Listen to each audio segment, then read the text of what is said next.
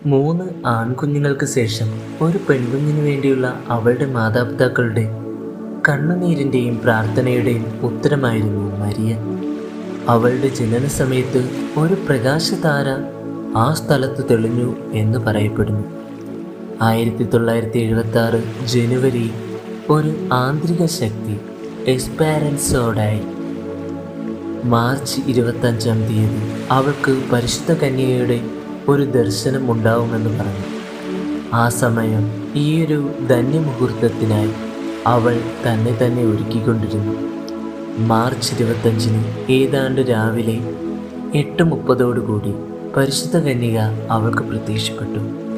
അവിടെ കൂടിയിരുന്ന എല്ലാവരും ആകാശത്തു നിന്നും വലിയൊരു മേഘമിറങ്ങി വരുന്നത് കണ്ടുവെങ്കിലും എസ്പാരൻസ മാത്രമാണ് പരിശുദ്ധ കന്യകയെ നേരിൽ കണ്ടത്.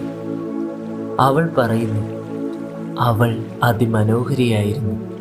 പരിശുദ്ധ കന്യക വീണ്ടും അവൾക്ക് ദർശനം നൽകിക്കൊണ്ടിരുന്നു.